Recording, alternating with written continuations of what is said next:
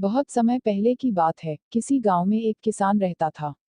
वह रोज सुबह में उठकर दूर झरनों से स्वच्छ पानी लेने जाया करता था।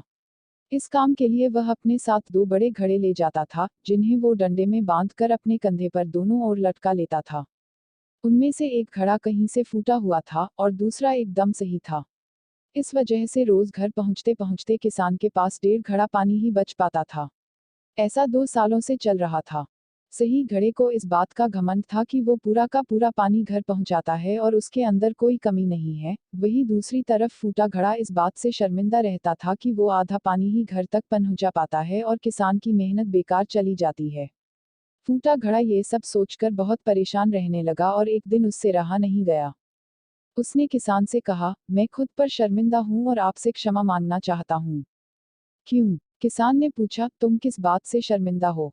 शायद आप नहीं जानते पर मैं एक जगह से फूटा हुआ हूँ और पिछले 2 सालों से मुझे जितना पानी घर पहुँचाना चाहिए था बस उसका आधा ही पहुँचा पाया हूँ। मेरे अंदर ये बहुत बड़ी कमी है और इस वजह से आपकी मेहनत बर्बाद होती रही है। फूटे घड़े ने दुखी होते हुए कहा। किसान को घड़े की बात सुनकर थोड़ा दुख हुआ और वह बोला, कोई बात नहीं, मैं चाहता हूँ कि आज लौटते वक्त तुम रास्ते में पड़ने वाले सुंदर फूलों को देखो। उद्धरण चिन्ह। घड़े ने वैसा ही किया, वह रास्ते भर सुंदर फूलों को देखता आया। ऐसा करने से उसकी उदासी कुछ दूर हुई, पर घर पहुंचते पहुंचते फिर उसके अंदर से आधा पानी गिर चुका था। वो मायूस हो गया और किसान से क्षमा मांगने लगा। किसान बोला, शायद तुमने ध्यान नहीं दिया, पूरे रास्ते में जितने भी फूल थे वो बस तुम्हारी तरफ ही थे, सही घड़े की तरफ एक भी फूल नहीं था। ऐसा इसलिए क्योंकि मैं हमेशा से तुम्हारे अंदर की कमी को जानता था और मैंने उसका लाभ उठाया।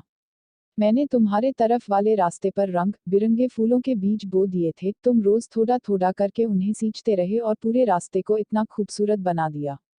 आज तुम्हारी वजह से ही मैं इन फूलों को भगवान को अर्पित कर पाता हूँ और अपना घर सुंदर बना पाता हूँ। तुम ही सोचो, अगर तुम जैसे हो वैसे नहीं होते तो भला क्या मैं ये सब कुछ कर पाता।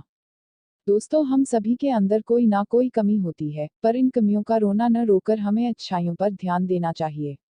उस किसान की तरह हमें भी हर किसी को वो जैसा है वैसे ही स्वीकारना चाहिए और उसकी अच्छाई की तरफ ध्यान देना चाहिए, और जब हम ऐसा करेंगे तब फूटा घड़ा भी अच्छे घड़े से मूल्यवान हो जाएगा।